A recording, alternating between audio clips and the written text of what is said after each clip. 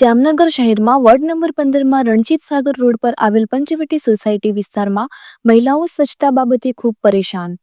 કચરાની ગાડી ભરેલી આવી અને સમયસર ન આવવી, રોડ પર કચરો વાળવા કોઈ આવતું નથી, સાથે નળના પાણીમાં ગટરનું પાણી આવવું, રોડ રસ્તા પ્રોપર ઢાળમાં ન હોવા અને ગટર જામ સહિતની અનેક સમસ્યાઓ મહિલાઓએ સમય સંદેશ ન્યૂઝને વર્ણવી. કોર્પોરેશન અને નેતાઓ વેરો લઈ લેતા હોય, કામ ન કરતા હોવાની ફરિયાદો પણ મહિલાઓ દ્વારા કરવામાં આવી. નમસ્કાર મિત્રો, અત્યારે હું શહેરના પંચવટી વિસ્તારમાં આવ્યો છું. વોર્ડ નંબર 15માં સોસાયટી આવે. પંચવટી સોસાયટી છે, શેરી નંબર 1, 2, 3ની મહિલાઓ છે, 3, 4ની મહિલાઓ છે, અહીંયા ભેગી થઈ છે અને મહિલાઓની અમુક ફરિયાદો છે. તો એમની પાસેથી છે જે ફરિયાદો છે એ જાણવાનો પ્રયત્ન કરશે. જી બેનો, શું ફરિયાદ છે એક એક કરીને પાણી ગટરનું આવે છે ને વારવા વારે નથી અને કચરાનો ટાઈમ નથી. કચરાનો ટાઈમ બીજો બપોરે આવે કે રોડ કરવા શેરીમાં આવતા જ નથી. સફાઈ કરવા શેરીમાં આવતા જ નથી. તમે કોઈને જાણ કરો છો? ના, અમે કોઈને જાણ નથી. એટલે ઓમ આવે છે એને તમે કહો છો ટાઈમસર આવો કે એવું કંઈ? આવતા જ નથી. આવતા જ નથી. બીજો કોઈ કે છે બેન, હું બીજો પ્રશ્ન છે રોડ રસ્તાનો કાંઈ હોય, ગટરનો હોય તો પાણી બરોબર આવે છે? ગટર મિક્સ જ આવે છે પાણી. એ બીજું તમે કયો, બોલો તમે શું કહેતા હતા?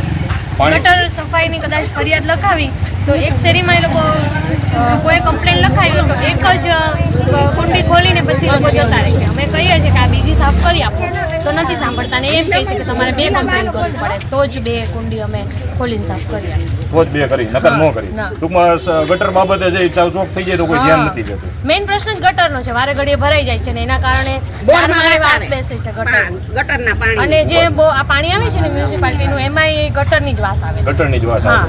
હું કહ્યો એટલે આ વિસ્તારની મુખ્ય સમસ્યાઓ એટલી છે, કચરાવાળો છે એ ટાઈમે વાળવા નથી આવતો, કચરાની જે ગાડી આવે છે એ ઉપરથી ભરાઈને આવે છે, અહીંયા હોય તો કચરો નાખવાની જગ્યા જ ન હોય ગાડીમાં, એ રીતની ફૂલ પેક ગાડી આવે છે. એ સિવાયની પણ ઘણી સમસ્યાઓ છે. જે નળનું પાણી આવે છે એમાં ગટરનું પાણી મિક્સ થઈને આવે છે. જે ગટરો છે એ નાની બનાવેલી છે, અવારનવાર ચોક થઈ જાય છે, પણ એમાં પણ જે ધ્યાન નથી દેતા. જે ગટરની કમ્પ્લેન લખાવી તો આખી શેરીની બદલે છે એક ડાકણું છે સાફ કરીને વયા જાય છે. આ બધી સમસ્યાઓ છે. ઉપરથી જે આ રોડ બન્યો છે, રોડમાં છે મહાનગરપાલિકાને ઢાળની કે કાંઈ ખબર જ નથી પડી અને રોડ છે 2 વર્ષમાં 12 વર્ષે બન્યો છે એક તો, અને 2 વર્ષમાં ફરીથી તોડવા માગે છે.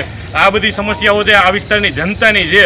એટલે ખાસ કરીને જે જામનગરના કોર્પોરેશનના અધિકારીઓ, જે કોર્પોરેટરો બધા છે એમને ખાસ કહેવું હતું કે આ વિસ્તારની જનતા ઉપર જે ધ્યાન આપવામાં આવે, કારણ કે આ જે વિસ્તારની જનતા છે એ ટેક્સય ભરે છે અને તમને મતય આપે છે. તો હવે 2 આપ્યું છે તો તમારો એટલી ફરજ બને કે 5 વર્ષે એકવાર તો જે આ વિસ્તારની મુલાકાત લ્યો. ક્યારેય તમને કોર્પોરેટરને કોઈને જોયા વિસ્તારમાં? વિચાર કરો, કોઈ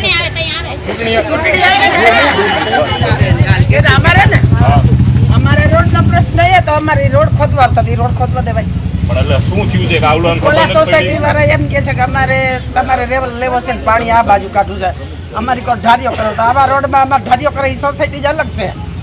એ ટૂંકમાં નીચી જ છે, એટલે ટૂંકમાં નીચી છે ને હવે એને ઊંચું થાય એમ નથી. મકાન તો ઊંચા ન થાય, રોડ ઊંચો થાય, બરોબર? તો મેં કીધું એને રોડ ઊંચો કરો, ગુલાબનગર ની જેમ ઢારિયા કરી દે શેરીએ, અમારો રોડ નહીં તૂટે. બરોબર છે. એટલે એ લોકો અત્યારે તમારો નવો જે રોડ બનાવ્યો છે એ તોડવા માંગે છે. હા, તોડવા માંગે છે. સરકારે તોડવા માંગે છે. સરકાર નથી તોડવા માંગતા. પણ એટલે તોડવા તો સરકાર આવે છે. એ પછી ઓલા લોકો હરી કરે એટલે સરકાર જ આવે. સરકાર તોડવા આવે છે રોડ. વિચાર કરો, એક નવો રોડ અહીંયા બનાવ્યા છે, એ નવા રોડ છે એ તોડવા માટે છે અત્યારે આવે છે. સોસાયટી અલગ છે, એ લોકો વંડી કાઢ નાખીને કરે, વચ્ચે વંડી હતી. વચ્ચે વંડી હતી. હા, વંડી કાઢી. બીજા પેલા વૈંડી તોડી તો એ બધા લોકો એમ કહેતા હતા પાણી આ બાજુ ન આવે એમ, એટલે અને પાછળ અત્યારે આ બાજુ ન તોડવા દીધો તે સામેથી પાછો તોડ્યો છે. સામેથી પાછો રોડ તોડે છે. નવા બનાવેલા રોડ તોડે છે. રોડ તોડે. રોડ કેટલા વર્ષે બન્યો ઈ જરા કયો અમને કેટલા વર્ષે બન્યો એ નથી ખબર. 2 વર્ષ થઈ ગયા પણ 12 વર્ષે 12 વર્ષે બન્યો રોડ અને ઈ 2 વર્ષમાં તોડવા માંગે. હા હા. વિચાર કરો તો સોસાયટી પહેલા ભાવ નીચી જ હતી આપણે, અને 2 વર્ષથી રોડ બન્યો ને તો તોડે છે એવું થઈ. 2500 રૂપિયા આપ્યા ગટર લાઈન ના બધાય. વિચાર કરો તમે, વેરો તો ભરી જ છીએ, ઉપરથી જે બીજા 2500 રૂપિયા આપવા પડે છે ત્યારે ગટરની લાઈન ને ત્યારે જે સીસી રોડ મળે છે. એટલે આટલો બધો ટેક્સ ભરવા છતાંય છે મહાનગરપાલિકા આવું શું કામ કરે છે એ વિસ્તારની જનતા જાણવા માંગે છે. એટલે આ જનતા ખૂબ હેરાન થાય છે. 5 વર્ષમાં કોર્પોરેટર કે કોઈ નેતાઓ દેખાણા નથી. આ વિસ્તારની જનતાની ફરિયાદ છે. એટલે તમામ જે આગળ ફરિયાદો કરી એ તમામ ફરિયાદો છે એ તાત્કાલિક નિવારણ કરવામાં આવે આ જનતાનું, એવી એક વિનંતી છે. ધન્યવાદ. જય હિન્દ.